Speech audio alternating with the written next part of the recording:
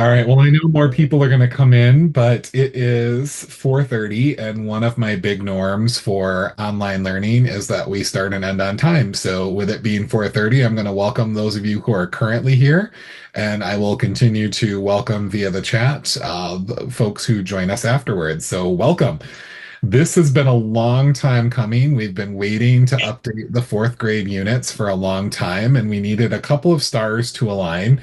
The first star we needed to align was, of course, not being running some of the other grade levels. We had seventh grade as a priority, and when we finished seventh grade, we needed to do some updates to fifth and eighth grade. And so we've had fourth grade in our windshield here as like we need to drive to this location for a while. The other star we needed to align was a awesome former fourth grade teacher to come along and join us as a staff writer for this. And it just so happened we had Luann, who I'll introduce officially in just a minute, retire from Frankfurt, Alberta area schools and asked me if she knew of any projects that I might have coming up. And boy, did I have a project for her. So tonight we're going to start off the story of fourth grade. And there's a lot of great stories to tell with this, but a couple of quick housekeeping things for all of you. First up, you are here after school and you're going to be joined with other colleagues from around the state, some of whom you'll see at every meeting, some of whom can only make it to parts of one. All of that is okay. We recognize you guys are here on your own time. Feel free to have your cameras on or off as the need arises. Many of you are at home and you're going to need to fix dinner for your families through part of this. Do the things, do what you need to do. We are very low key and laid back. And because we recognize you're here on your own accord. I'm going to do quick introductions and then tell the story of fourth grade and then turn it over to our two presenters. Actually, let me flip that.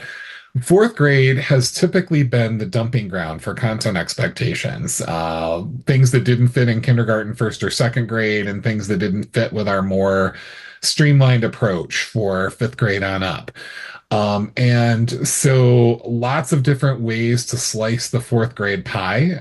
There's been a lot of geography, like let's do the regions of the United States, which has some strengths and has some weaknesses, but I'm a history guy at heart, and I always look for the story. And in fourth grade, it was very hard to find a connective tissue story when you have all of these random glicks for geography and economics and civics and history that don't mesh well. They were just leftovers.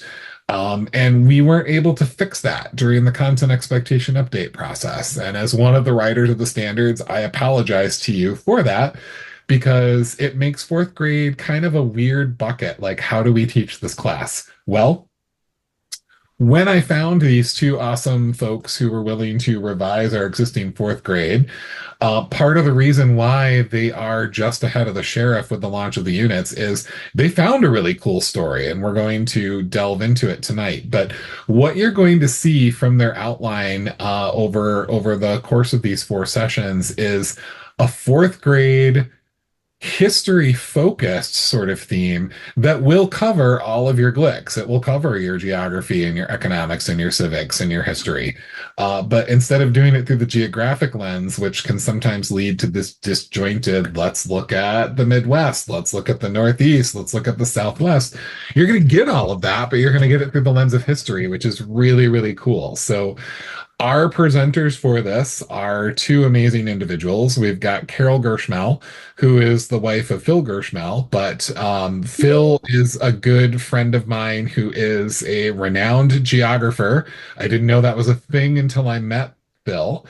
And Phil said the best thing he did as a geographer was marry a cartographer, because, he could dream up what he wanted to see and Carol could put the maps together. So Carol and Phil both, Phil may sometimes make an appearance, but Carol in particular is one of the leads on fourth grade. She's taught all over the place. She spent some time most notably in New York, and occasionally you'll get a little Brooklyn will come out, but hopefully not in these sessions. But Carol brings a wealth of knowledge to the table and is going to be representing a lot of the geography on these nights. And then Luann is the former elementary teacher. I can't even say fourth grade because whatever her certificate said she could teach grade level wise, she taught at one point. But Luann was a teacher of X number of years. I'll let Luann fill in the full number if she wants to or not at Frankfurt, Alberta area schools. And she taught with my wife there. So that's another cool connection that we have. And like I said, when she retired, she asked if I knew of any cool projects that, she may be able to consult on. And like I said, boy, do I have one for you. We need to upgrade fourth grade. And over the course of the past year, she and Carol have been meeting and laying the groundwork, and now they're putting these revised units together. So without further ado, now that I've gone through those housekeeping things, I'm going to turn it over to Carol and Luann. So I don't know which of you is starting, but whichever one it is, you've got co-hosting rights, and I'm going to mute my mic. So Carol, Luann, take it away. Yep. All right. So my name's Louanne Wilsey, and I taught 23 years at Frankfurt and 2 years at Stanton Elementary in Central Montcalm. I only taught fourth grade once, 1 year. I primarily taught most of my time in fifth grade. But I taught the whole unit, the Giants unit, from beginning to end. And when Dave gave me the opportunity to come in and work on this, I was like, great, because I know there were some pieces that kind of bugged me as a teacher, and we're going to iron some of those out. And then Carol found this fantastic book that we are using for Unit 1, which is why it says new for early settlement and farming. And some of the glickies that we use for that, and some of the things that we use are going to kind of filter through all four of the units. So with like, is this an economics question or a geography question? And put your glasses on and let's take a look how an economist would look at it. Carol, what else did you want to say about this?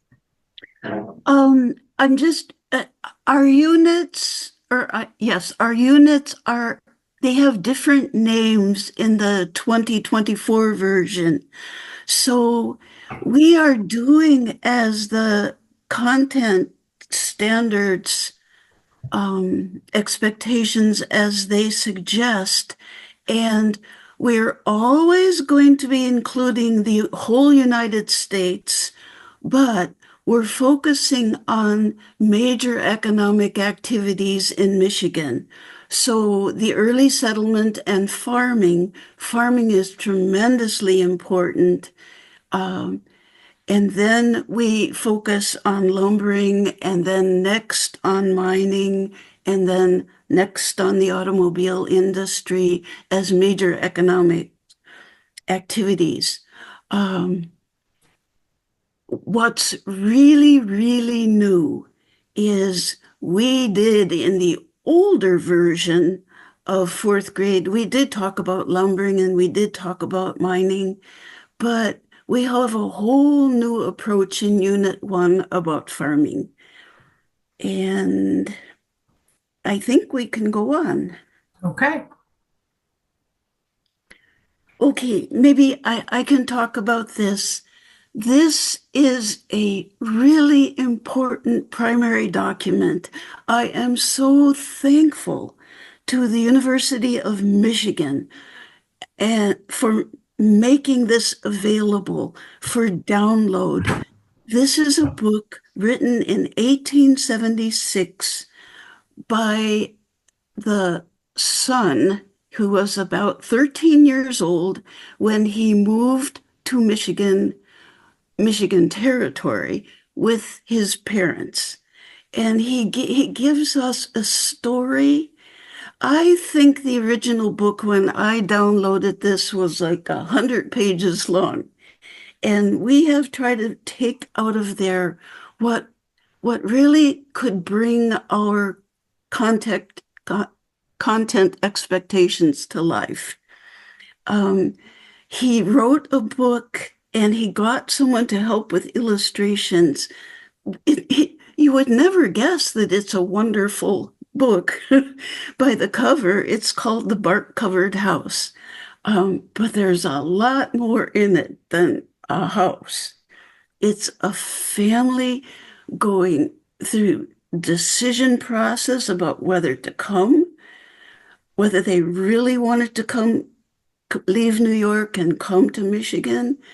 Um, then they find they're so thankful to be able to own land here in the Michigan territory. But oh my goodness, how do you turn it into farmland? You will see that part of their story is they hit really hard times. And it's just the most wonderful way to deal with civics glicks, economics glicks, of course, history glicks, and geography glicks. Next one. It's, thank goodness, it was written before 1876 and it is in the public domain. So there are wonderful illustrations and we can show them to you. Nobody's going to sue us. And this is all thanks to a group called the Hathi Trust and the University of Michigan. The story writer was 13 when he came. His name is William. We pronounce his last name Nowlin.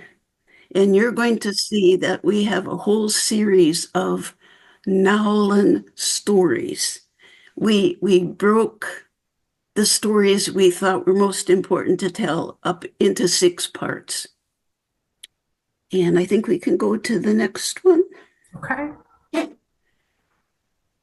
So we have compelling questions and supporting questions for the 3 lessons that we're doing.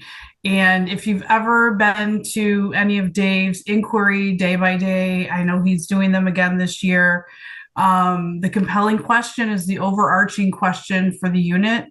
I used this when I was teaching 5th grade. We would do Genius Hour, and the kids could investigate things that they wanted to know about or learn about or teach about, but their question couldn't be a yes or no answer easily. It couldn't be easily Googled. It had to be something that had many components. So your compelling question, for you, our unit 1 is, what do people consider when deciding to move to a new town or to a new state?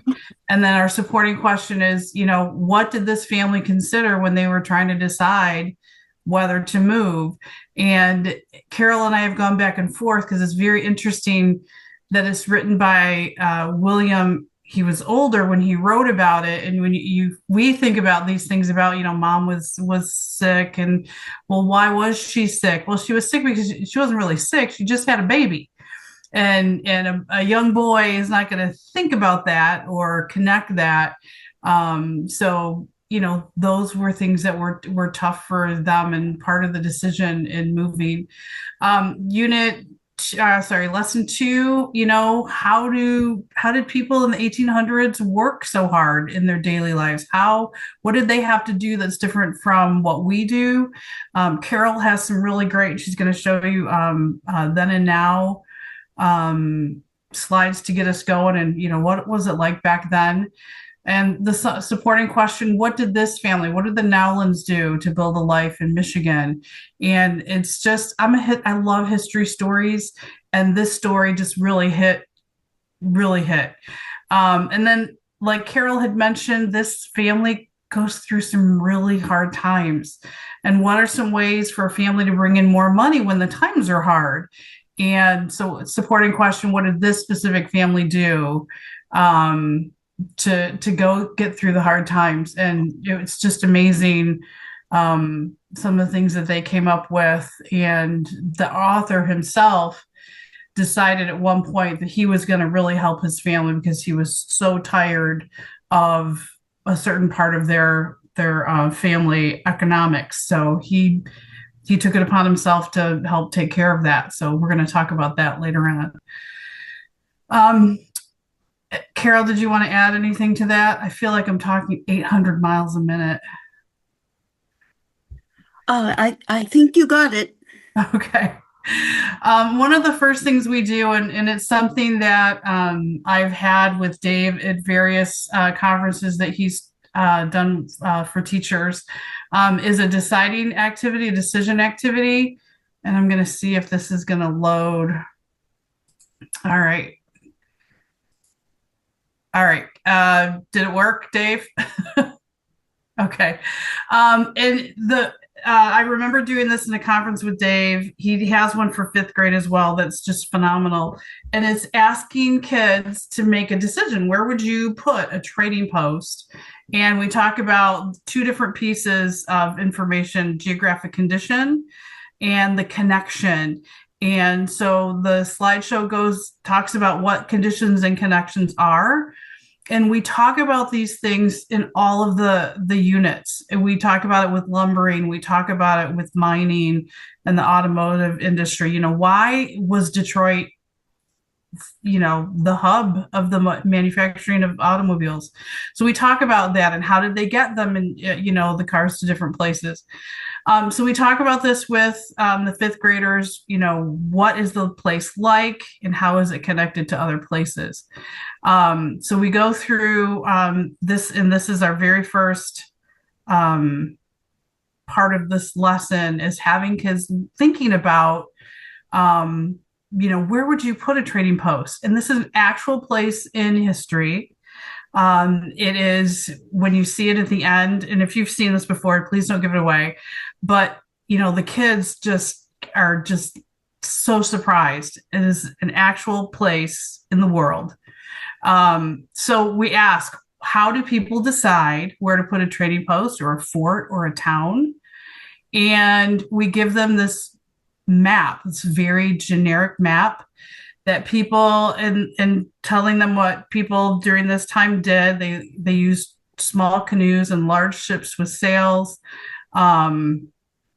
They don't have cell phones. They don't have cars. You can talk about, there's no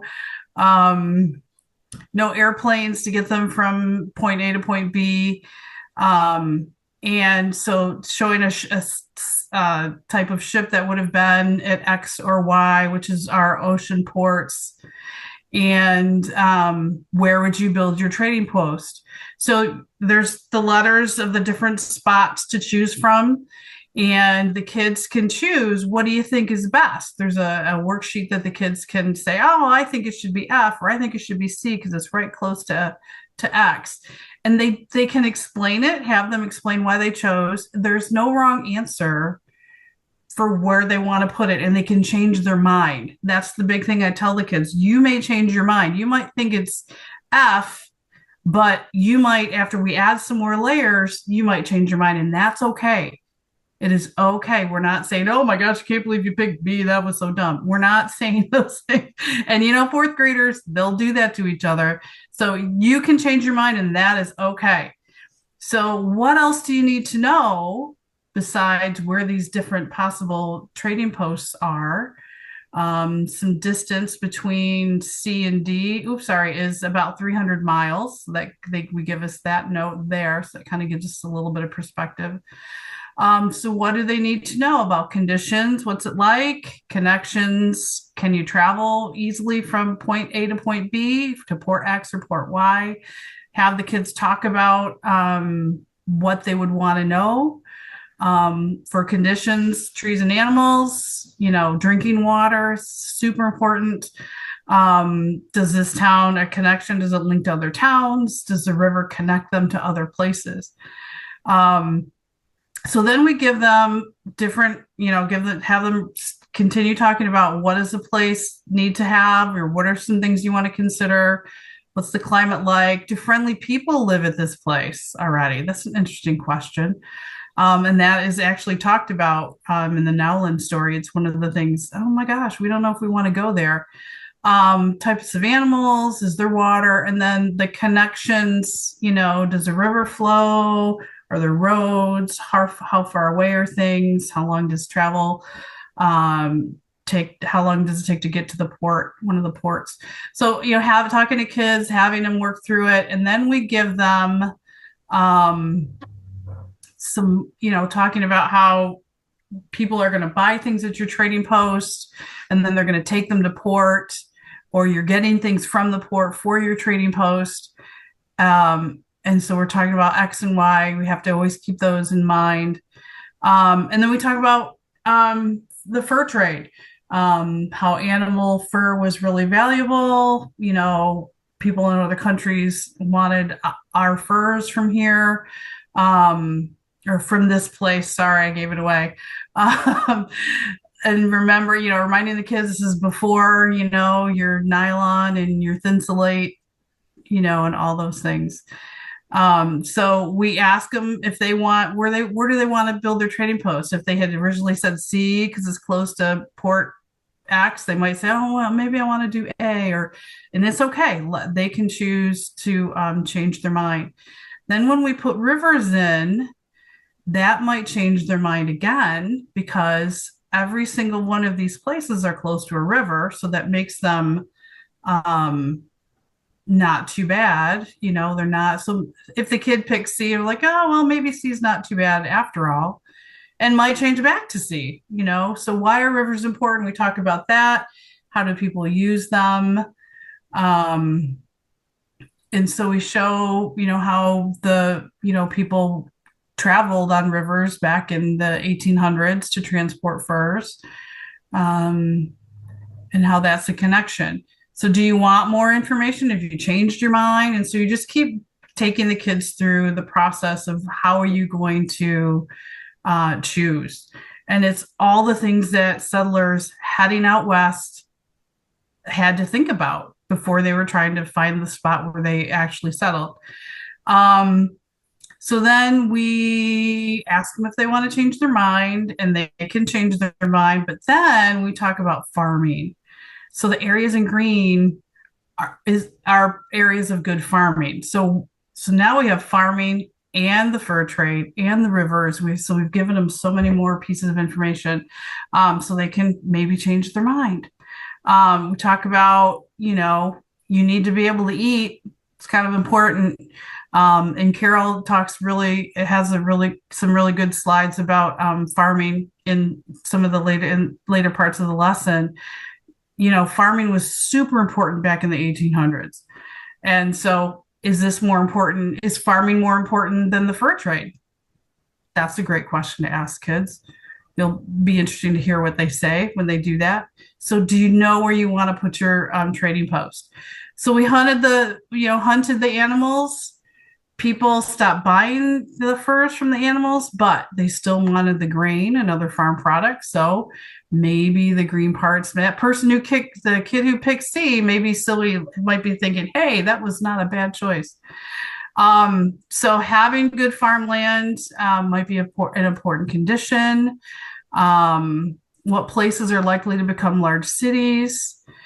And so we're going to talk about and do the big reveal. And when you do it this way, it's not that the kids are like, wait a minute. And then when you turn the map, whoa, the kids are like, oh my gosh. And so then you can tell the kid, so they can see where the kid who picked C, they had it right on. If someone picked D, that was a great choice too. So it shows Michigan. It shows, it talks about Michigan touches the 4 Great Lakes, and B is a point of reference, Grand Portage, which is a tiny town today, and E is Michilimack, which was a fur trading post in the 1700s, and D is Detroit, C is Chicago, how important they are to the state of Michigan, and back in the 1800s. So it's a really great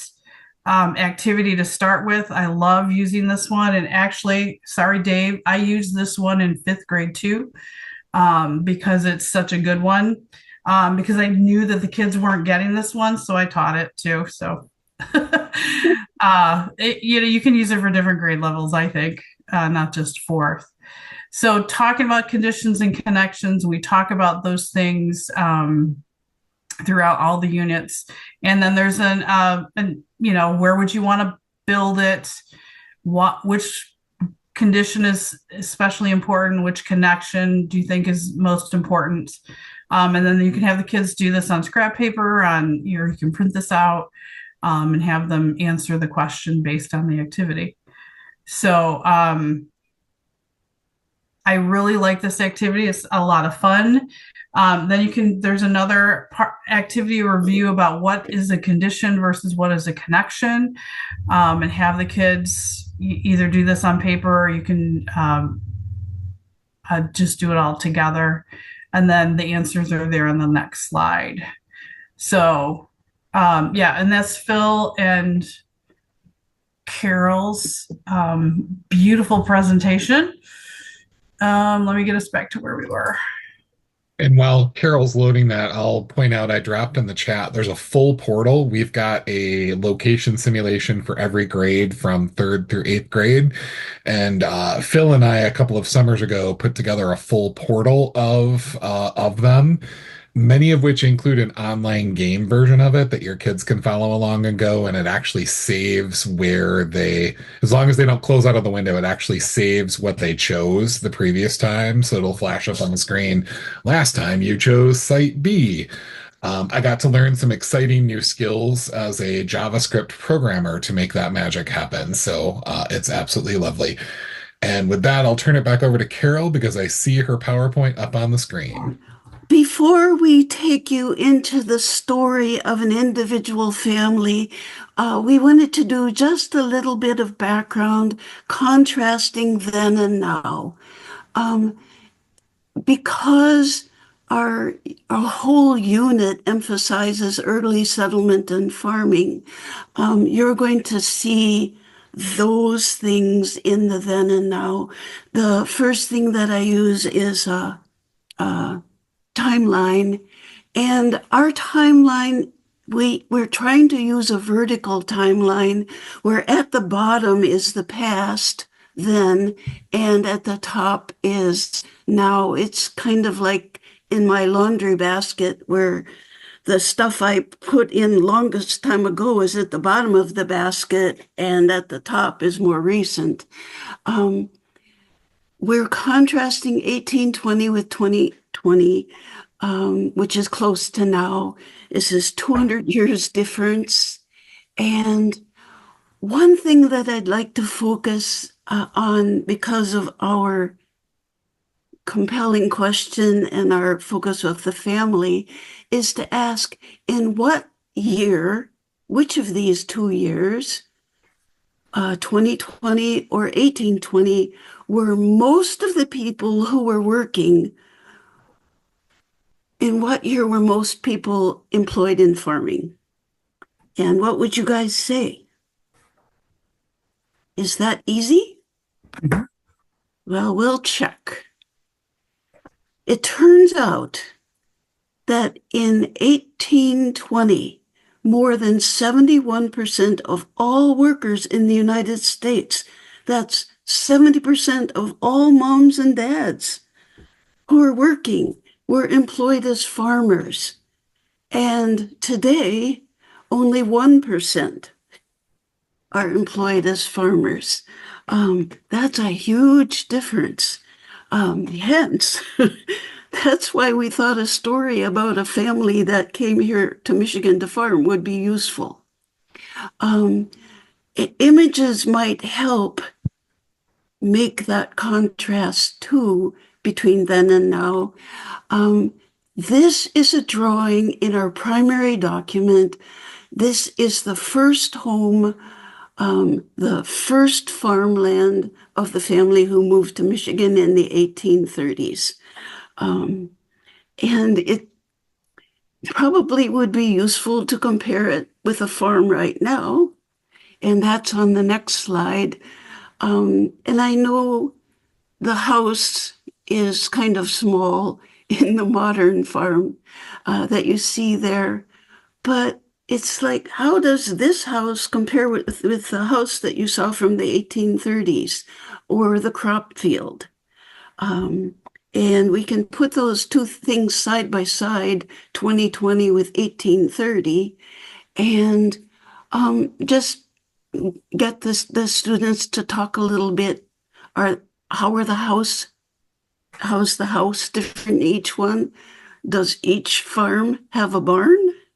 What about crop field? What do you see about the crop field in present day versus past? Um, how many trees do you see in present day versus past? And then um, one of the things that we do in presentations is we try to have some answers on the next slide for you all. Uh, to try to have a bit of a math connection, and you'll need to tell me if this is something you think will work for fourth grade, is to use a graph that compares then and now that deals with farming. And this is based on farming data that I got from 3 different sources. And how many do you think that farmers as a percent of all workers would be higher in 1820 or 2020? And I'm hiding the bar for 2020, but oops, the percentage moved. But 71% of everybody who was employed in 1820 was employed in farming. Today, we only have 1%. And by 1920, we had a drop. So there's been a continual drop through time. I'm hoping that this graph, just going at 100-year intervals, is clear enough for fourth graders at the beginning of the school year. We have a more complicated one where we can look at through every decade between 1820 and 2020. I'm sorry, things moved on me. But if we look at the bars that reach above 50% of all workers being employed as farmers, you can see that for 1820, 1830, 1840, 1850, 1860, 1870, more than 50% of all workers were employed in farming. So you can see why the content expectations might value farming as an important economic activity. And then we try to give an answer. Finally, since I spent, I taught 7th and 8th grade for 3 years. And then for a while, I was a secretary. And then I went back to school and I became a map maker through graduate school. And then I taught college students for 17 years. I taught them to make maps. So we're trying out some maps. And I have cut down the slideshow that you all might use, but this map asks us to look at the width of the United States today. And the reason we're doing that is pretty soon we're going to look at how large the United States was in the past. Well, what we call the 48 states that all touch one another are in white on this map. And how wide east to west is the United States today? Well, we'd like the students just to feel comfortable with using a scale of miles. So we have the scale of miles. And is the United States about 800 miles wide, or is it much more than 800 miles wide? And one way to get at that is to use the scale of miles. And you'll notice that this is 1, 2, 3, 4, 5, 6 times 400 miles. Actually, the United States is more than 2,400 miles wide. So we're trying to get some comfort with using a scale of miles and using compass directions to talk about things on a map. Um, the Mississippi River is really, really important in US history. So I wanted to point it out for that reason. But I also wanted to point it out because the United States used to stop at the Mississippi River. That was the border. Um, and I'm taking you back well before statehood. I'm taking you back. We point out the Mississippi River as the boundary of the United States in the past. Some very interesting shapes of states in yellow. They were still arguing about what their boundaries were going to be. They were going to be states, all of this yellow area. And then we have an area that is going to be really important in civics. It's called the Northwest Territory, and you may be used to that if you teach history in other grades. The Northwest Territory was a part of the United States after the colonies won the war against Britain. It was new. The Congress and had to decide what to do with it. And one thing that was going to happen in the future is Michigan became a part of the Northwest Territory, became the state of Michigan, not all of the Northwest Territory. This is really important in civics because one of the stipulations about the Northwest Territory is that all of the land, ignoring Native Americans, all of the land belonged to the US government, and the US government could decide what to do with it. It is really important for the family in our story that the US government decided to sell the land in the Northwest Territory. Now, that's in our story. Another reason the Northwest Territory is really important is because Congress, when they created it, said there could never, ever be slavery in the Northwest Territory. And that's just something to keep in the back of your head for later on. So the US was smaller in the past. It had a really important part called the Northwest Territory. And that's my use of maps.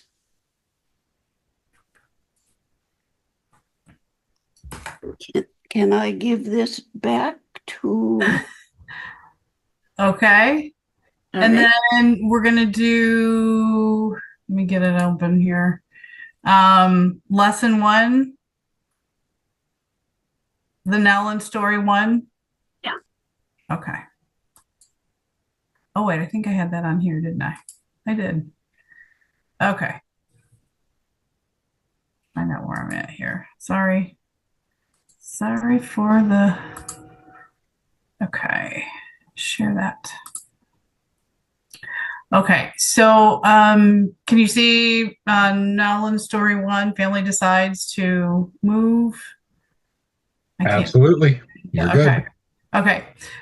So like Carol said, there was over 100 pages in William Nowland's story, and so we try to take it and make it as fourth grade as interesting as we can for fourth graders because there was a lot of information there.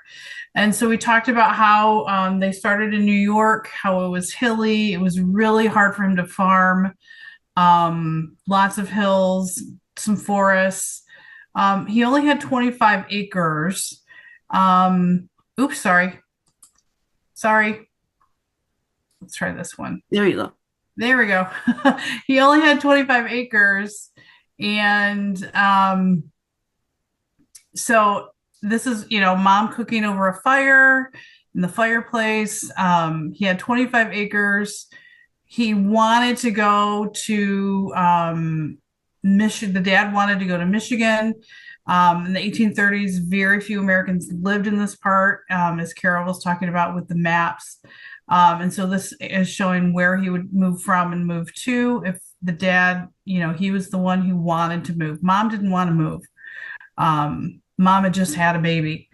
So 25 acres, Kent, New York. It was really rocky and stony and very difficult to farm. He was able to use the rocks that he pulled out to make a rock fence, just like you would see in a lot of the New England towns even today. So dad was tired. He was tired of working so hard. He couldn't do it. So he made up his mind to go to Michigan. Mom wasn't very happy about it, worried about their health, worried about their safety, worried about Indians. She'd heard about stories of them, and so she was worried about it. And it was worried about they were going to starve to death in the wilderness, and they almost did. Spoiler alert, sorry about that. So mom was busy taking care of 4 children, new baby was being born. And she was worried. She didn't want to go, or her whole family was there. She didn't want to leave her family. So that's when, if you have kids talk about why would you want to move, if your family is there, why would you want to leave them? So he wanted to go because he'd heard how fertile the land was. He had heard that the soil was really good, wild grapes and other fruit, and thought they would have a much better life there. So in 1832, sold their family land, used the money to buy the things that they would need. He traveled on Lake Erie and went to Detroit. And he didn't have a very easy journey. He went and he was gone 6 to 8 weeks. He talks about the difficulty going on a steamship up Lake Erie. And we have more maps for that too. So it wasn't an easy trip. And when he got to Detroit, he saw how beautiful it was, how rich the soil was, good for crops. So the dad, he was convinced it was time to move. And then the photos that you're seeing here are actual photos from where Mr. Llewellyn actually chose to farm the land. So he bought land from the government office, bought 80 acres for $1.25 an acre. Talking about how the U.S. government, as Carol had said, owned all of the land and they had surveyors go out and map all of it, and people could buy chunks of land to have for their own. So an acre, and it talks about the acres about the size of a football field. So he bought land that was about 80 football fields big. And then we have a really nice map that Phil and Carol put together about where it was. So Detroit was here. It was a 12-mile trek to get to part 2, which was Dearborn. And then it was 2.5 miles south of Dearborn, and they took an Indian trail to the father's new land. So the red dashed lines are the railroad that comes a little bit later. That's really a cool thing to talk about transportation. So father went back to New York, packed everyone up, said, we're going to Michigan. I'm sure you can tell the mother was not very happy, or can guess the mother was not really happy. And so going to take them to pack them up and let's go. And so the next story talks about how the trip went for them. Do we want to go there and do that one, Carol? Oh, that would be fine. Okay. While Luann is pulling that up, I'll also let you know we do a first rollout exactly one time a year, and I always forget something. And what I forgot to do this time around was to give you guys the link to the Giants units. So I did drop the link for tonight's in here. And I will, a little bit towards the end, give you a quick rundown and overview about how to find it other ways, and what it looks like. Because this year it's going to look a little bit different than it will next year when we retire the old units. So, you know, a laundry list of things to remember the next time we do a first rollout. And I would say I would write it down so that I'll remember next time. But I say that every year, and every year I forget something big like that. So, Okay, I found it and I'm going to share my screen again. Thanks, Dave. So I'm going to share the framework that we have is very similar to the framework that we use that is there for the original Unit 1. So making decisions in the past are here, the then and now, all the different ones with timelines and graphs and maps that Carol showed you a glimpse of. What she showed you wasn't all of it. There's a lot more there. The Nowlin story is there that I just showed you. We put a link for all the different parts of the stories. So it's there. You have to make your own copy because and you can share it with kids if you want to. But so it has all the different, if you just want to read the story and go through the vocabulary, you can. I forgot about the vocabulary, Carol. Sorry. Oh, no, that's good. So for each unit, we have vocabulary as well. And so with pictures, this is the second picture of the farm that is actually in the Nowlin book.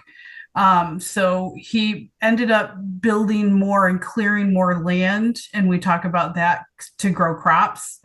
And these pictures are actually from near where the Nowlins actually lived in the Dearborn area. How big 80 acres is versus 25 acres football field, what the size of a football field is. A steamboat. I love this picture because it talks about, what a steamboat looks like. A lot of times it was coal or wood to make the steam. The huge paddle is what propelled it across the water. And we don't have videos embedded yet, but there were a couple of videos of steamships that I kind of wanted to include. So they might end up there eventually. U.S. land offices in Western Michigan, that's where they had to go and to buy the land. So let me get out of here. Let me see. This vocabulary. My problem is everything keeps going back to that. There it is. And then there's a story review if you wanted to go through that with your kids, or if you have other activities you want to do. Which one did mother on which one you think, and father on which one you think. And the kids can have a chance to look at the maps and label what they think number 2 is, if they can remember it from the story. And the answers, as always, are always at the end. And let me go back. Oops, sorry. I can't see them because of the thing that's there. Carol, I haven't looked at this one. Can I share it? Sure. Or should I go to this story number 2? Do you want to talk about this one? Okay. And I'll just man it for you. Oh, that's great. Okay. We focus on the Nowlin story, and they happen to have settled in what is now called Dearborn Heights, which is a little bit south of the current city of Dearborn, which is close to Detroit.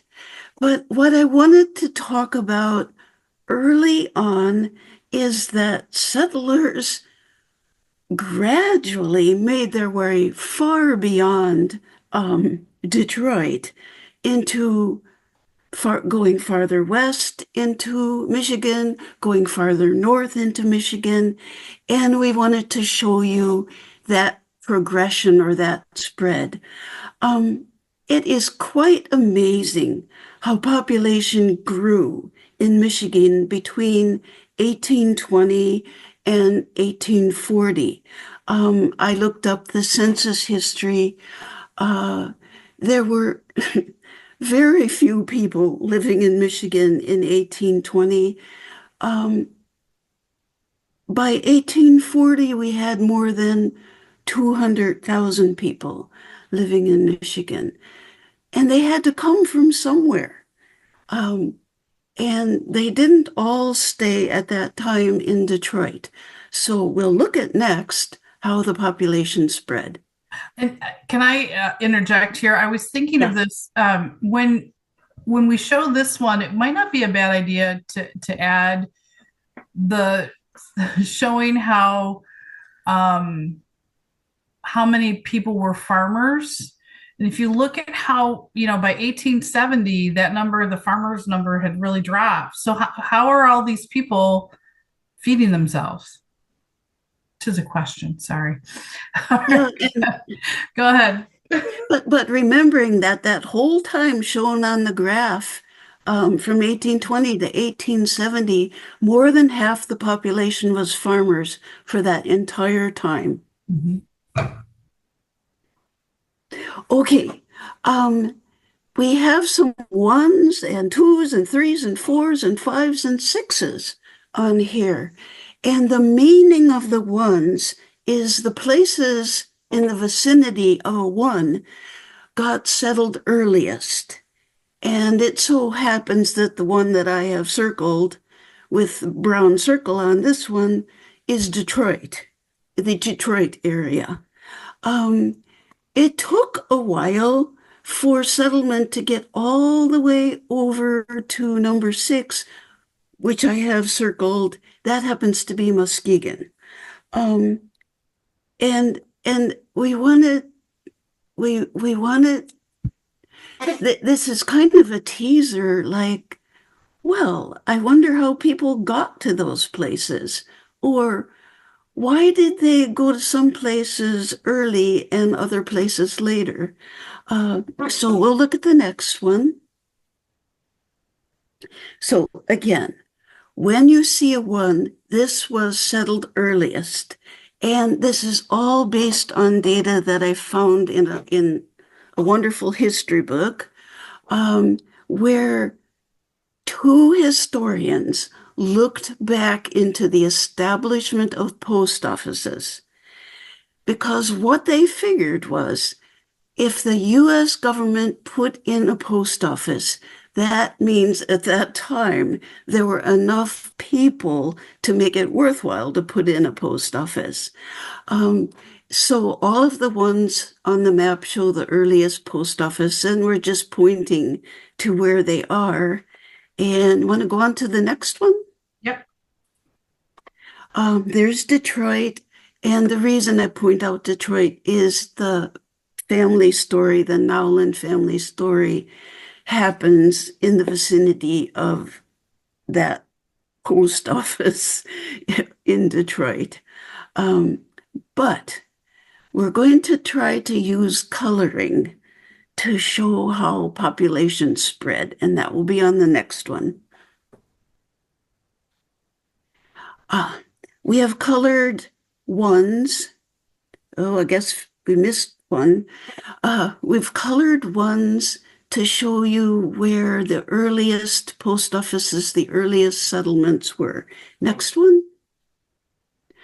And then we're colored the number twos to say, look how people spread beyond the first places, and kind of think about what direction are they moving? Are they moving north and south? Are they moving east and west? Okay, let's look at the next one. They moved to the number threes. And then we'll go to the next. We've included now all the number fours. And how is this different from where they were at the beginning? How has population settlement farms and small towns. How has that spread across Michigan? Um, has it spread to the west? Has it spread to the north? Which direction would you say has it spread mostly? Okay, let's look at the next one. See what, now the fives get colored in. Um, People have spread even further north and finally to the sixes. There we go. That gets us to 1845. And that's really an interesting amount of time for people to spread across the lower peninsula. There were people living in the upper peninsula, but very few, actually. And we will look at that later, especially when we get to mining. Let's see what else to say. I think it's really good for the students to be able to talk about spread in terms of going west or going south or going north. And I think we can move to the next one. And it is the online clickable, it's going to be the online clickable map of Michigan. And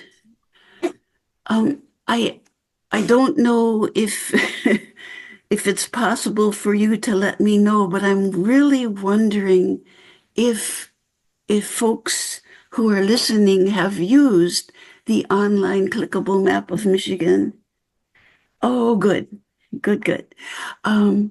This was made basically my husband, who works in Adobe Illustrator, and Dave, who is an absolute wonder genius at programming.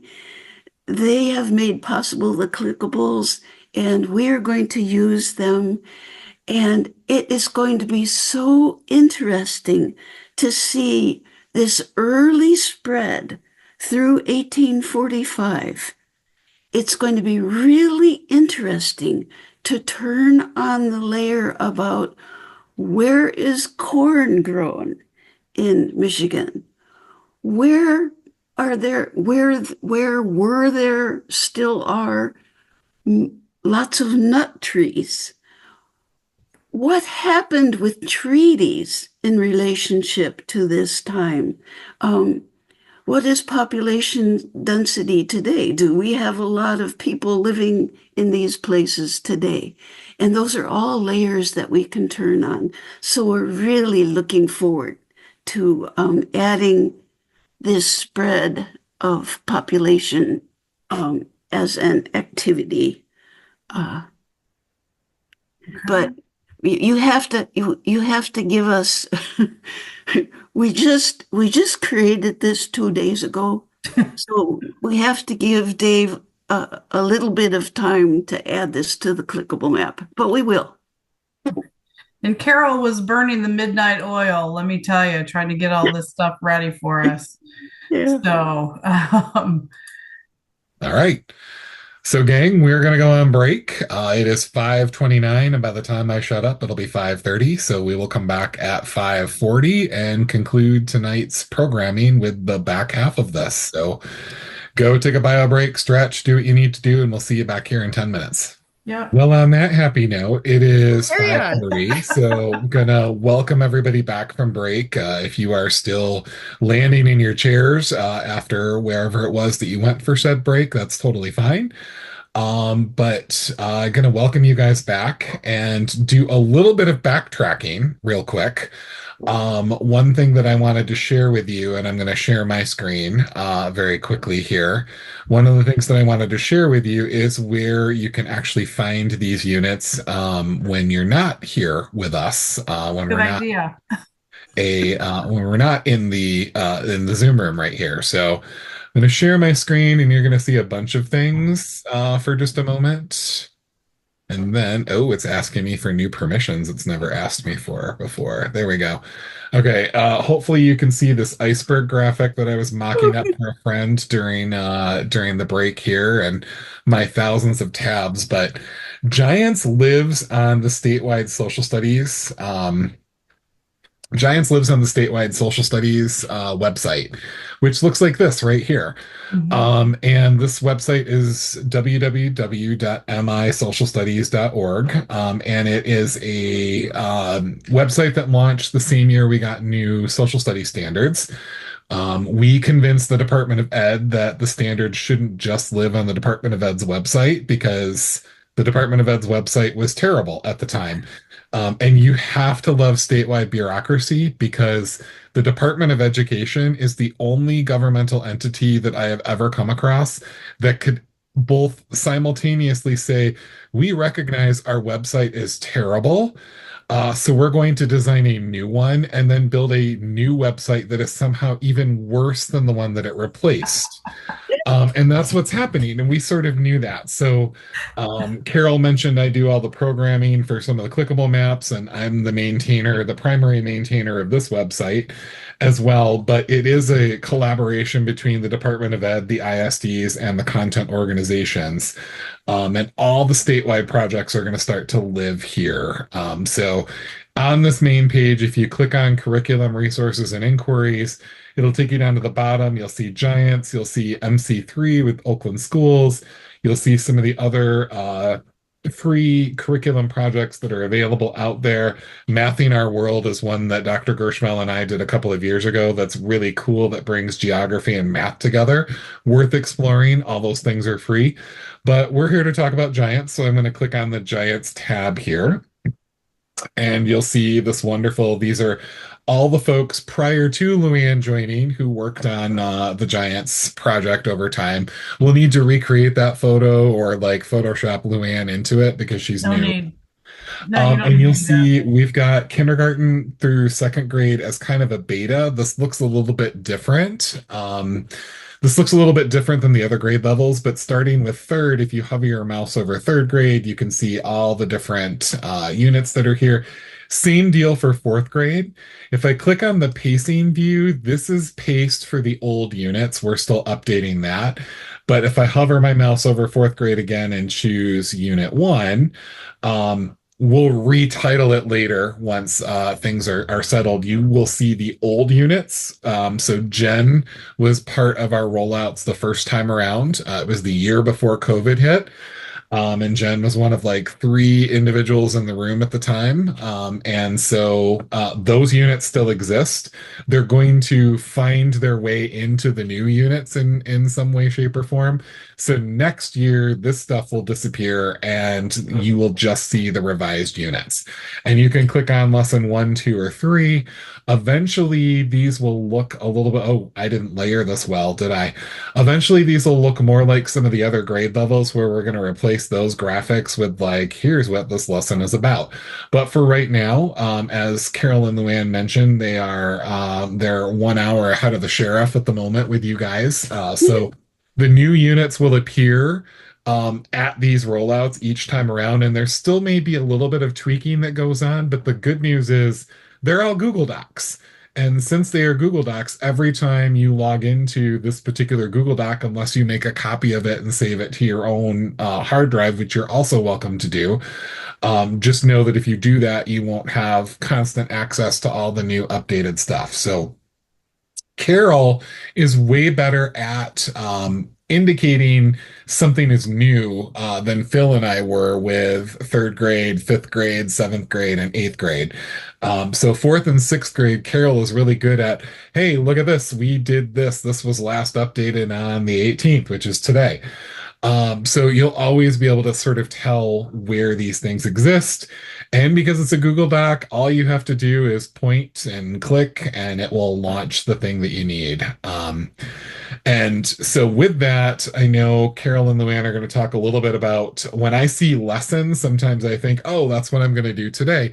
But that's not necessarily the case with Giants. So I'm going to stop talking and stop sharing my screen now. And I'm going to turn things back to Carol and Luann to kind of talk a little bit more about what a lesson length might be, and then to continue on with the rollout. So, ladies, take it away. All right, I'm gonna share my screen, and that's one of the things that we were talking about was how much time do you have to teach social studies? And social studies is always low man on the totem pole, which really breaks my heart because I love it. I love history and geography and I love teaching these units. These units are really, really well done. Carolyn, Phil, and Dave and the team initially doing the first one, they did a great job.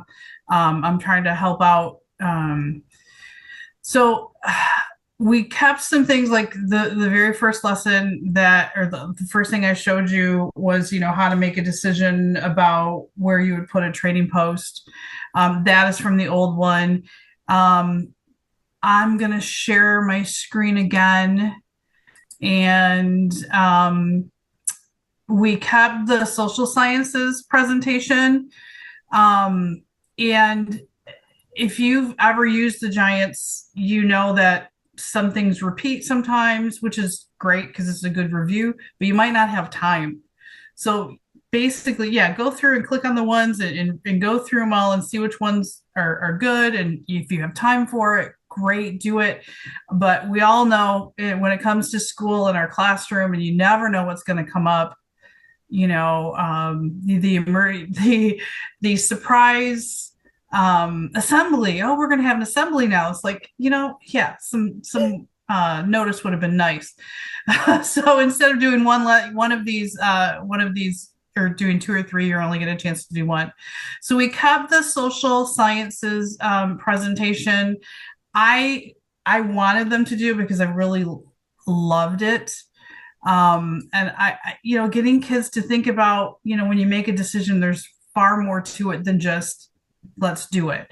Why would you move from one place to another? What's there, what's not there? And how do you think about it? And so the social scientists lessons are there from the original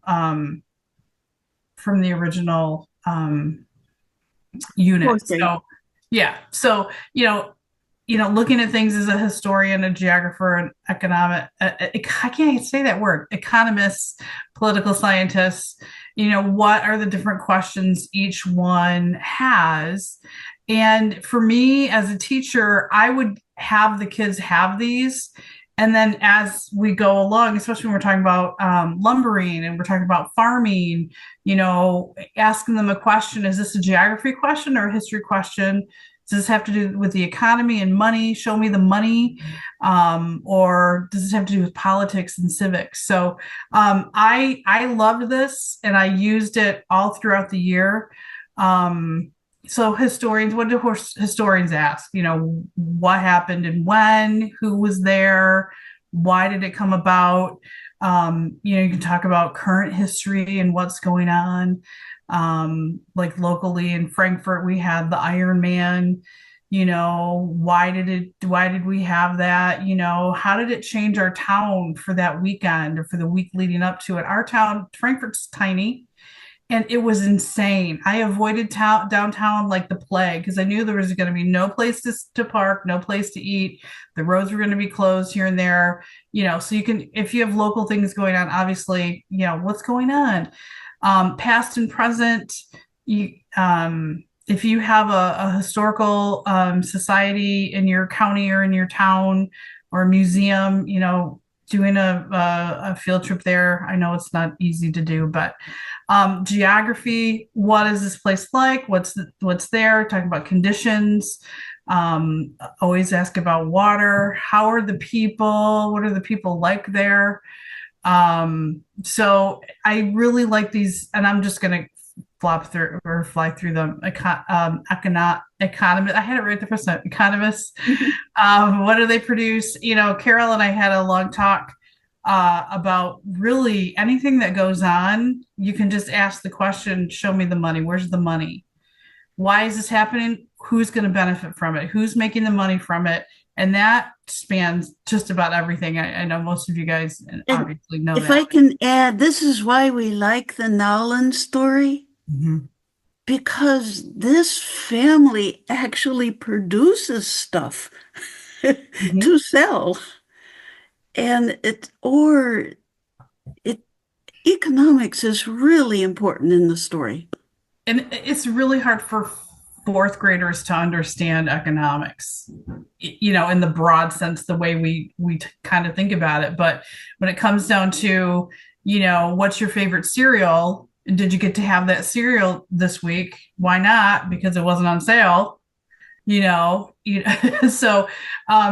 just trying to put the big ideas, in the kids' faces so that they in a way that they understand it. You guys all know how to do that. You're all great teachers.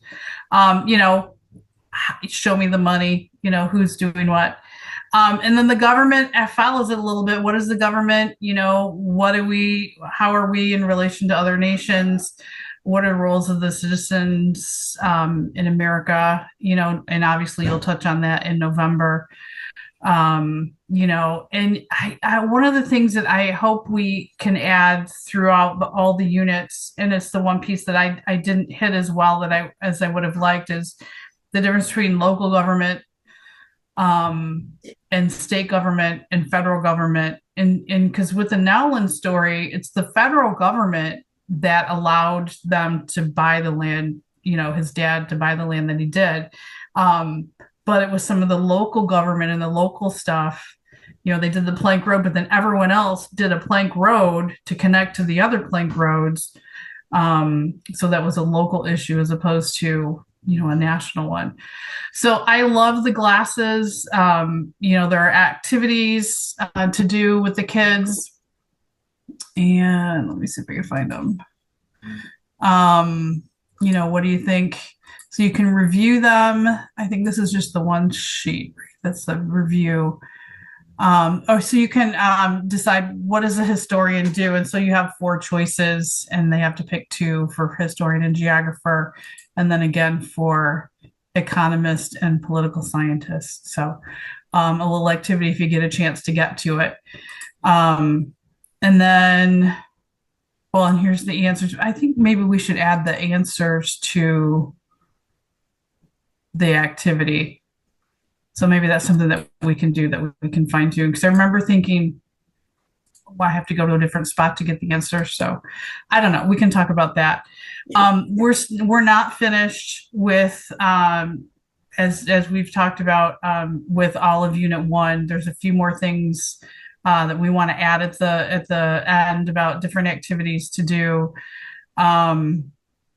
And some assessments. Oh, could you You. show them where the glicks are located? Oh, the Glicks. I have a love-hate relationship with the Glicks. I don't like, and I don't know if it's still the thing where you have to display them in your classroom. I remember having to display them, and so content standards are always here. Instead of having them listed all out, we made it a link. And so for the Nowlin story, Carol did a fantastic job of putting together how the Nowlin story and the grade level content expectations melt together nicely. So if you want to know, like if your principal comes in and says, why are you doing that? Well, hey, this is geography, ways that we're dividing, and, Michigan Territory is now a state, and what it was like then. And so, these are here in case you need to explain why you're doing what you're doing. Carol, did you want to add to that? Oh, no, it's just I don't know what kind of principal you have. Probably, probably, we should also ask a question about, I think we have 6 or 7 steps, and how much time teachers have Mhm. Yeah. to do social studies. Right. Right. And I know when I taught 4th grade, I ran out of time. I didn't get to the end of the last unit. So this was lesson 1, unit 1, lesson 1. So there's lots more than just one lesson. If you've taught before, that these are all different pieces that can be different days, and take it at your pace and pick and choose what you'd like to use. And like I said, there's more coming at the end. Let me check my list. Okay, so we were going to talk about, um, Oh, yeah, but wait oh, here. okay. It's like, you know, this would probably, we're thinking that we don't know how many hours a week you have to spend on social studies. So maybe lesson one will might take, I don't know, if to do 6 steps. It might take 4 weeks depending on how much time. Yeah. This is partly because we have to stay one step ahead of the sheriff, which is you. Well, and what's in, we don't have this bottom part done yet about, reviews and different activities and things like that. But we do have, we have sorry, we have the next lessons ready to go, lesson two, um, and um, the Nowlin story part two and story part three. We have some videos in there that we can talk about in a little bit. And, we're still not done with this part either. We have some stuff to finish up, but we tried to get the Nowlin story as close as we can to being finished because it's such a driving force.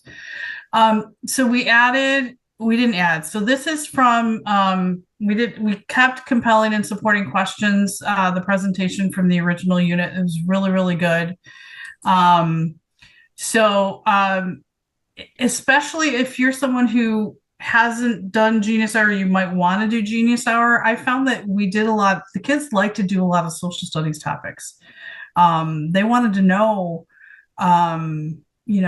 especially when we're doing logging and mining, they wanted to know more about the big ships. And so the kids would do a question, how many different ships and where did they go? On the lake, on the Great Lakes, and so they would go and they would do their project on that. So this is just questions, and the kids always have questions, as and sometimes their questions, lead us down a different path. And that was the one thing my principal always yelled at me for, because I would always take little rabbit trails. We always took rabbit trails because it's a story, and then you're connecting things and something. Oh yeah, and someone will say something. Oh, we did that, and then we go down that path, and it's okay because, they can learn from each other. So different kinds of questions, compelling questions versus supporting questions, and I talked about this earlier. Both kinds are really helpful in trying to answer, and trying to figure out information on a topic. And one of the things I'm pushing for with Carol, and we'll talk more about it, and you'll see it at the end of lesson three, unit three, no, unit one, lesson three, having the kids create a compelling question that can do a then and now. What was education like in the 1800s versus how it is today?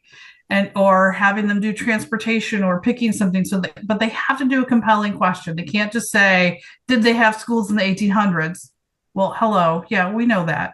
But what were they like? What was school like in 1840? William doesn't really talk a lot about school in the sections that we're doing. But what about transportation? Has anyone ever ridden on a plank road?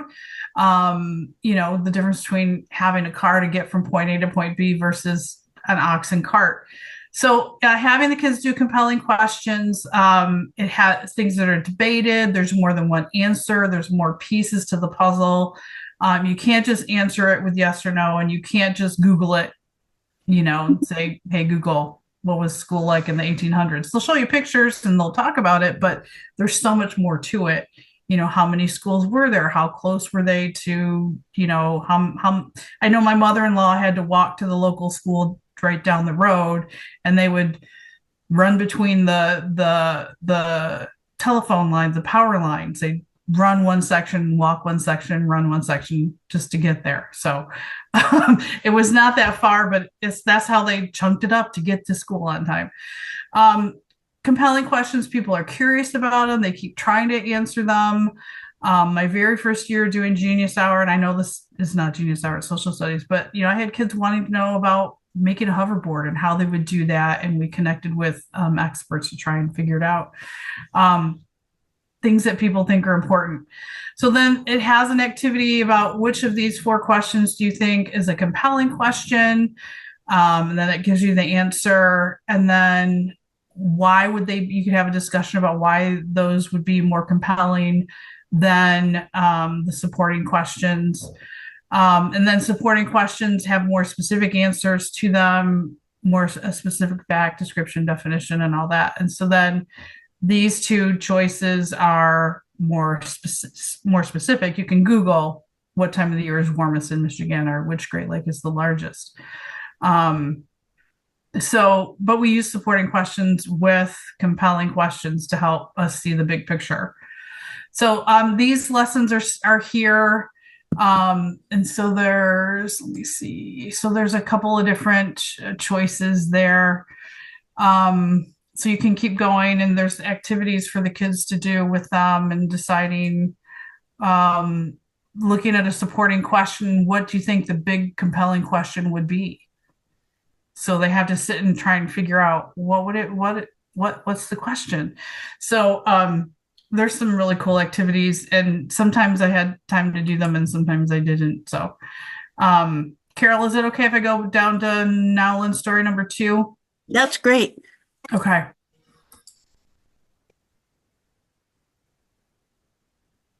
All right. So what I love about this is Carol and Phil have some great maps and some great images for the story.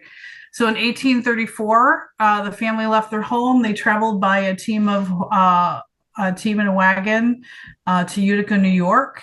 1830s, people used large wagons to carry people and their belongings. How would your family travel today? The map showing how they went from where they lived to Utica.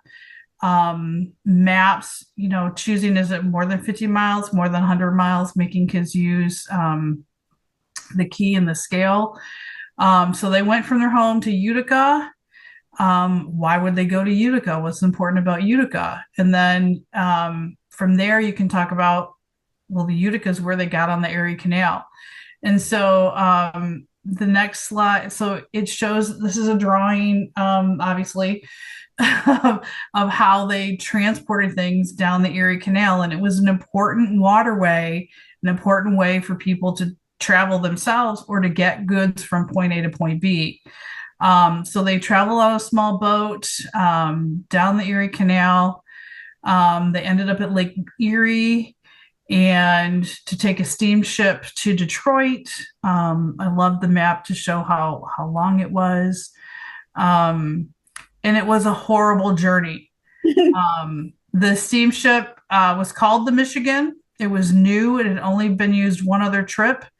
Because the family was poor, they had to stay in steerage, which is the lower portion of the boat. And we have a picture of that and more information on that in the vocabulary. 600 passengers.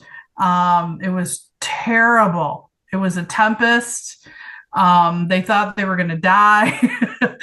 No one thought that they were going to survive it. But the boat didn't sink. They made it to Detroit. And oh, sorry, spoiler alert. But besides the storm, their boat caught on fire. So the things they did to try and get to a better place to get to the Michigan territory, burning coal usually it was burning coal. In the early times, the steamboats were, they used wood, in the trains too, they used wood. But anyway, so it's really cool. They made it to Detroit safely. I love this image of the Detroit Harbor in 1820. Can you find a steamboat? So I can hear kids saying, yeah, look for the pollution. So once they got to Detroit, they stayed in a really nice hotel called the United States Hotel, which I find really interesting. That's just me. In Detroit. And then the next morning, William, our author, and his dad walked to Dearborn. It was about 10 miles from Detroit to Dearborn, on the Plank Road. And then in the green area is the land that they bought, the 80 acres. And so they traveled on what they called an Indian Trail to get there. So it was the Chicago Road, a plank road to Dearbornville, and then the Indian Trail. And they ended up right next to their land, in the house of a man named Mr. Pardee. And he was a wonderful neighbor to them. He let them stay in his house while they built their home, which is really cool. So the Chicago Road was important. And I like the image here about, horses getting stuck in the mud with their wagon. So they built the plank road, and I love how Carol added the U.S. government paid to build the plank road. So this was really important. How the government helped the family, but they built the plank road because of the arsenal, right, Carol? Yes, the government, the U.S. government happily built a road, a plank road. Imagine laying logs all the way from Detroit to Chicago. Mm-hmm. It's mind-boggling, but it's because they wanted the army to move quickly and easily because they were still afraid of wars with the Indians. Just, just remarkable what Congress and the president decide. Yeah. Yep. Um, So when he gets there, the boy says he dug in the earth to find rich black soil without stones in the way. And these are pictures that Phil and Carol actually took in the Dearborn area. So they were really happy with how rich the land seemed to be. So Mr. Pardee said that they could stay with them. And father sent him back to Detroit to tell his mother that Mr. Thompson was going to come bring the family to the new property. And so they stayed with Mr. Purdy and his family while they cleared their land. And that's story number 3. But mother was at the hotel with 4 other children, one of them a baby. So when I was reading, I'm like, going, why didn't you just go with them? Because he talked about how she had been ill. Well, because she had all these little kids to take care of. So then, as you know, we have vocabulary. Where is it? And if you want to do the vocabulary first, or if you want to do the vocabulary afterwards, I love how Carol, and I gotta say, Carol did this all. I just kind of, reviewed it. What the Erie Canal looked like, what a boat was, how important it was to move things from point A to point B, um, the steamship and how it makes, smoke. The steamboat burns coal to make the steam, which makes the paddle wheel turn. In this picture, I love how, steerage was in the red box. So if you had more money, you were in the upper level. But his family didn't have a lot of money, so they were down below, which was a rougher way to take the trip. It wasn't as easy. So think about, the family with 4 kids, in steerage. It would have been difficult. So a team of horses, what that looks like, the horse and wagon. This says Mr. Thompson. This was Mr. Thompson. He owned, was it a general store, Carol, right there on the Chicago Road? Yeah, they call it a tavern, but it isn't like we think of where you drink beer. It actually, people could stay overnight there. Yeah. And so he had a horse and wagon, and he was able to go get mom and the kids in Detroit and bring them back to their land. So, and that's the last one for that one. So, oops, whoa, I lost it. Okay. We want to do story 3. Do we have time? Yeah, that's good. We do. Okay. So story three is really interesting too because they had to clear all that land, and he talks about what it was like. It was going to take a lot of hard work to cut down the trees and clear the area to build their home. Dad had brought a big axe, and the son had a smaller one. In 1 week, they'd cut down enough trees to build the house. So it took them a week to clear enough to build. And then they had men from Dearbornville help raise the logs to build the house, which took another week. So it took them 2 weeks to cut down the trees and build the house, which to me, I mean, it's amazing that they did it that quickly. Um, so think about how this, they were happy in their new home, they had the land to themselves. Um, think about how that house compares to the house the kids live in, or the houses nearby or that they see when they drive. Um, all of them lived in one room. So like I said, I keep telling Carol, we got to keep telling them, making sure that they know that there was just more than just the three of them. Um, so the forest was so dense, they had to move more trees before they could grow any crops. Um, Notice how big these trees were for them to cut down by hand. A father and his son, that just always amazes me too when we think about how we can do it now. And that's another thing, like if you did an inquiry project at the end of this whole unit, how would we clear land today versus how they did it back in those days? The forest was dense. They had to remove the trees. So father decided he needed a team of oxen. So they used the team of oxen. It shows the oxen and the yoke and the farmer pulling the heavy logs into a pile so that they can clear the land and plant the crops. And there are videos that I found from a place called Tillers International that I've put the link in that actually shows, how oxen were used back in the day. Father went to Detroit, bought 2 oxen for $80, bought a cow for 25 for milk. And this first cow was their savior. The first cow really helped them. So spoiler alert. And I'm gonna have Carol do a teaser for lesson 5, right? For the story 5. So use the oxen to pull wagons and plows and other things are very necessary. Really great, hardworking animal to have on the farm.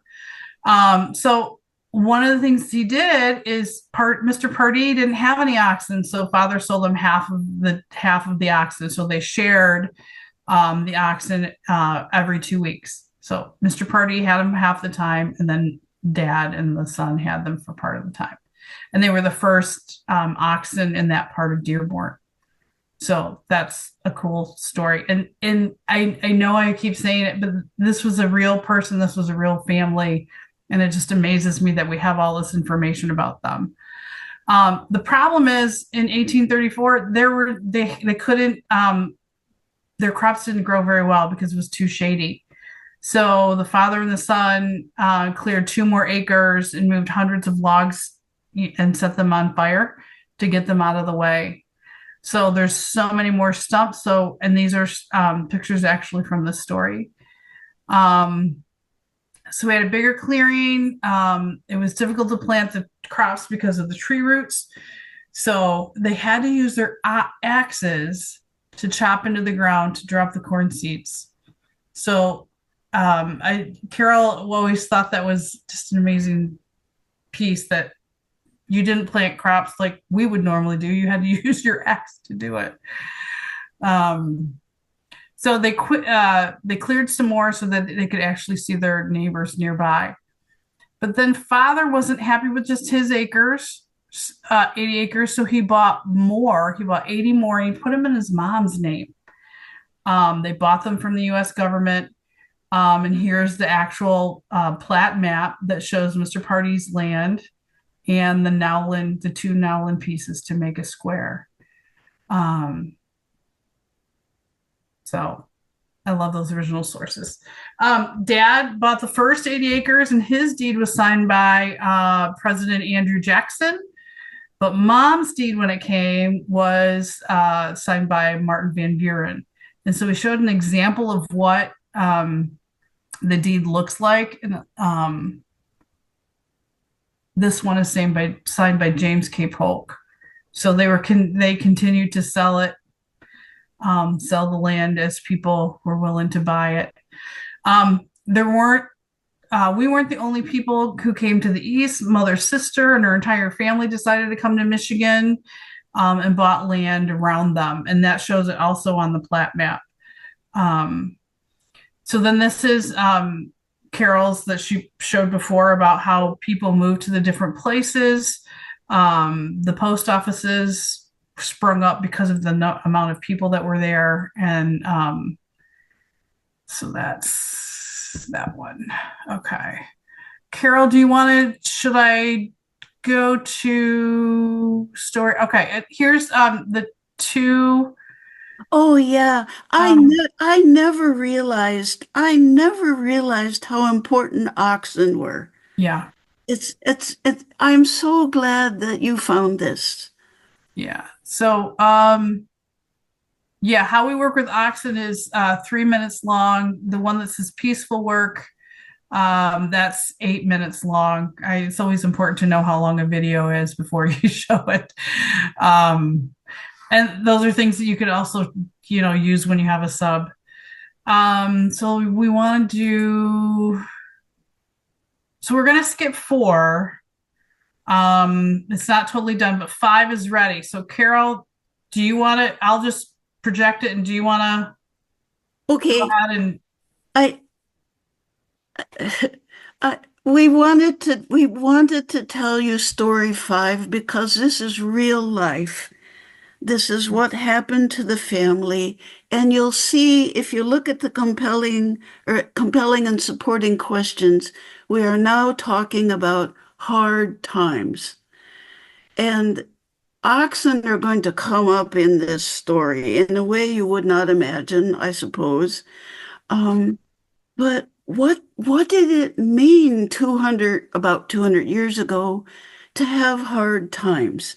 Because I think a lot of people deal with that today. Um, so do you want to get it all started? right, I'll get it going here. Oops, we don't have all the pictures in yet. Yeah, I Which is would okay. I just I needed to sleep last night. But I really wanted you to see this story. And it says, and we give a little bit of warning. um, the previous story, they were doing well. They were able to have a small two-wheeled cart. They could hook up their oxen to the two-wheeled cart in the story ahead of this one.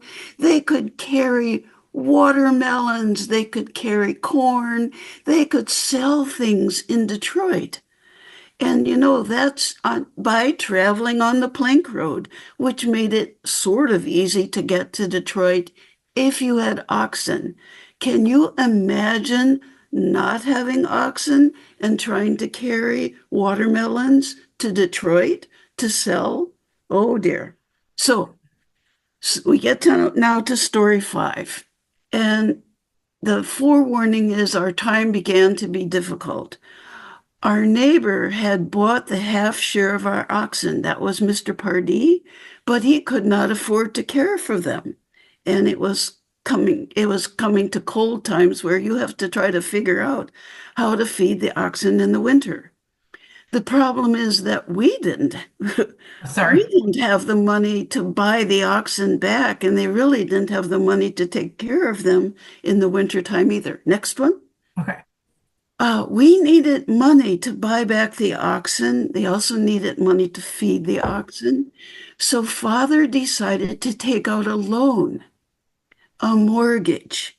Now, I know a mortgage is a challenging idea for fourth graders, but I think they'll get the spirit of this because father suggested taking out a loan, a mortgage. Mother was not happy and argued with father and tried to prevent it. This is what William Nolan actually wrote. And he said, Mother was afraid that we would lose our home because of what a mortgage promises. And what a mortgage promises in the red, if we did not pay back the mortgage money, we would have to give the farm to the woman who is going to give us the loan. Oh my goodness. So, next one. Yep. Father arranged with a woman in Dearborn. Um, we don't know if we should use her full name, so we're calling her Mrs. Philly. Father wanted to mortgage his 80 acres, his lot of land, to Mrs. Philly for $100 at 7% interest. How that turned, well, interest means that father had to pay a fee. If he wanted Mrs. Philly to give him money, he was going to have to pay her a little bit for getting that money. How it all turned out is Mrs. Philly gave father $80 instead of the 100, and the deal was that each year father had to pay Mrs. Philly $27. And he had to pay her $27 a year for several years. In other words, he ended up paying her back a whole lot more than the $100 he borrowed.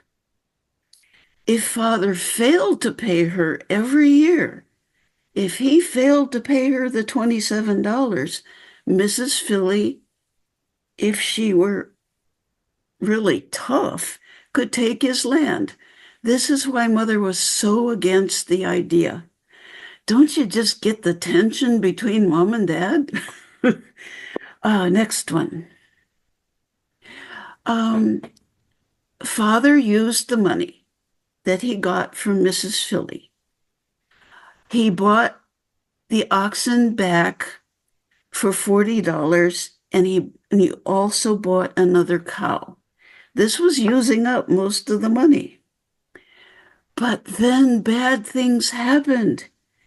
In the spring, one of the oxen died. And then the new cow that he just bought died too. Later, the other oxen died, and we were in serious trouble. We had no way to haul the heavy loads to sell our goods in town, either in Dearbornville or all the way in Detroit. In the red, and he repeats this. This is what he said. We had no oxen. We had no money to buy more oxen, and our place was mortgaged. It's like, oh, heavens to Betsy. So, next one. Now I have pictures of potatoes, but father had heard that potatoes did not grow well in Michigan, but he tried them anyway. He was able to grow potatoes. And literally, the young man writes, potatoes saved us. We were able to survive on potatoes and milk for our meals. Breakfast, milk and potatoes. Dinner, milk and potatoes. And for supper, more milk and potatoes. Sometimes, as a treat, mother would thicken milk by mixing a little water and flour, roll potatoes into lumps, and boil them in milk with salt. So, potatoes saved us. And we have to look how else they got hard times. So we'll go to the next slide, through hard times. Father worked very hard to pay Mrs. Philly the yearly payment of $27. So we had to do without things. And he literally says, I think he had 4 younger siblings. He says some of the younger children went barefoot all winter. I can't even imagine being in a house with one fireplace and be barefoot all winter. We didn't have the money to buy shoes for everybody. And I have a good picture that I found, I think, from Library of Congress. Next one. Ah, maybe there's hope. The next spring, Father was able to trade his work in exchange for using the oxen. Father would work 2 days for Mr. Pardee, and Mr. Pardee would let us use his oxen to plow our fields because they really needed to keep growing food. Father would also work with a man named Mr. Stockman, who let us use his young oxen in exchange for Father training them. Apparently, Father was just really good at training oxen. After all, he's the person um, who wanted to buy oxen. Uh, but what they had to do is they had to keep Mr. Stockman's oxen at their at the Nowlin family farm, and the Nowlin family had to feed them and take care of them. So next one. Ah, now, now there's hope. Father was finally able to get a part-time job in Dearbornville, and that's why we can show the map again. That's why we showed you where it was before. It's Dearbornville is about 2 miles north of the farm. Father was finally able to get a part-time job in Dearbornville. He received 6 shillings a day in silver when he worked at the U.S. Army's Detroit Arsenal. It really is still there. There is a building still in Dearborn on Michigan Avenue, which is the old Chicago road. It's quite wonderful. Father worked there. He helped build a large brick wall at the arsenal, the military fort in Dearbornville. And I have a photo of the actual wall that he helped to build. And I think there might be a little bit more. Yeah, this is a really long story. Um, Father would have to leave early in the morning to walk. Father would leave early in the morning and return later in the evening to work at the arsenal. When he was gone, I had to work on the farm by myself.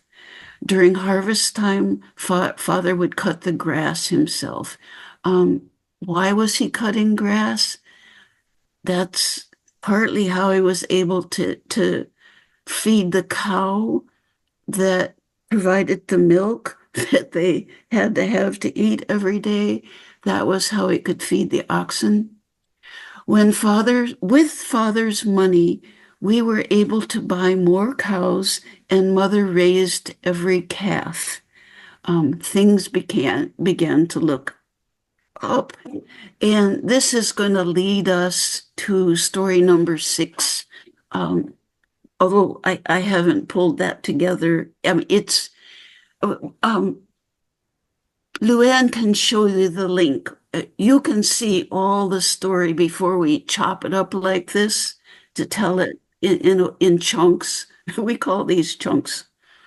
But Oh, no, sorry, it was the other one. There we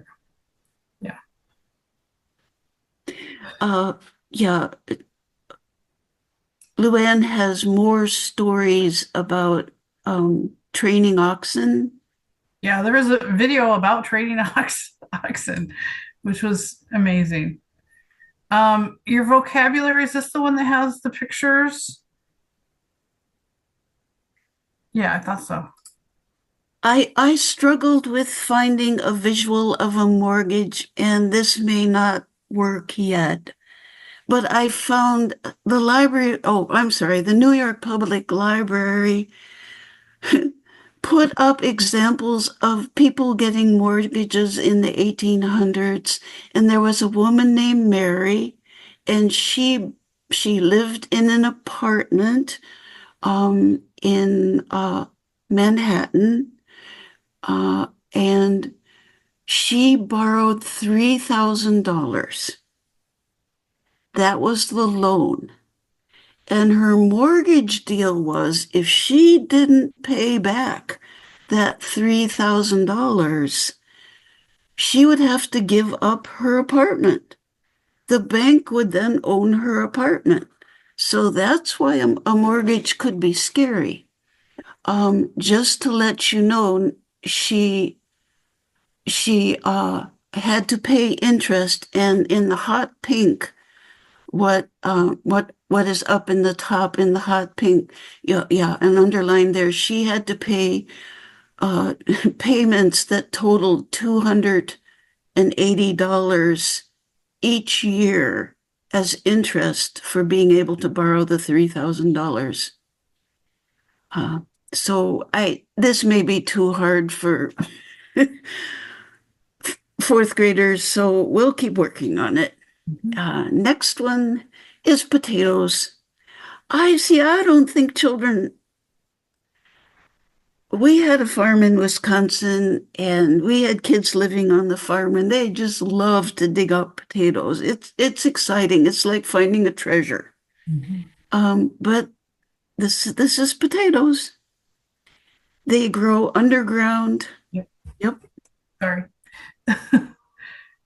Uh, yeah, and they're a great plant. I'm so glad that the Nowland family was able, you can plant them early in the spring before you plant other things, because they're pretty hardy for standing for frost. And then it is a lot of work. If it's a huge field of potatoes, it's a lot of digging and a lot of picking up. Okie doke, next one. We were trying, I, this, I've had trouble with some of these words. It's like, what does it mean to do an exchange or to exchange work? And I was hypothesizing that the man did the work of gathering wood, and he would exchange his wood for what something that the woman carrying the basket would do, and maybe she was baking bread. So it's just an example of doing an exchange. When you don't have money, exchange could be very helpful. Okay. And that's the one picture I have found that's not copyrighted of a child, a barefoot child. And I cannot imagine going barefoot in the winter. That's just hard to understand. These were, the Library of Congress gives a kind of history of every photo. These were very poor children who actually were put out to work in a factory at this age that you see them. And is that the last of them? Yeah, because then we're Yeah. talking about 6, so we don't want to show them 6. Well, we could see. Well, we are getting close. We are Yeah. at about the 6:30 end time. So this is something we can definitely stay on and go through 6, but I wanted to quickly give you guys a question for the benefit of the folks in the audience. I know you're finalizing. We let Carol sleep last night. We won't do that for every unit, but we did let her sleep last night. So when do you guys think the final, recognizing there'll be some edits, when do you think the final touches will be on what they've seen today? Lesson 1 is very close. Gotcha. If you start at the beginning of lesson 1, we will have the end done in a week. Gotcha. Lesson 2 is quite far along, but you better give me 3 weeks. I would expect you could spend 3 weeks in lesson 1, and lesson 2 will be done in about 3 weeks, and lesson 3 will be done pretty close to that too. Like I said, they've been researching this for well over a year at this point. So it's really good stuff, and they will get that in there over the next few weeks. We are slated to be back together for the next rollout, November 13th. Same bat time, same bat channel. And I think with the sheer amount of stuff that's in here, Carol and Luann will all year long be just ahead of the sheriff, but there'll be plenty of built-in buffer time for that, given the scope and size of especially that first unit. So don't Unit, worry, yeah, you're not going to run out of things to do while they finalize the lessons. unit two is about lumbering, and unit three, I think, is about mining. And we have some really nice things. We're not still starting from scratch. We've got a lot of useful things that Yeah. can be improved from the old grade four. So we can be speedy about those. Well, it's appreciated, and I think you guys hit the nail on the head before that. Given the lack of time for social studies in the elementary, I think that teachers have plenty to kick off the year if they've been waiting. And I know a couple of teachers in my zone that couldn't be here tonight who started with some of the introductory stuff from the original units because it's good stuff for the beginning of the year. So for everyone, we are going to hang on the line here for a little bit for questions and things like that. But really, really, really appreciate everyone's time and attendance tonight. I know it's hard after a long day of teaching. I was in doing coaching in a district all day, and I was fried. But it's super invigorating to come and learn from awesome, awesome, awesome educators like Luann and Carol. So Luann and Carol, we thank you for all the time and care that have gone into the creation of this unit. And for everyone else, you can stay on the line if you've got questions, or we'll see you back here in November.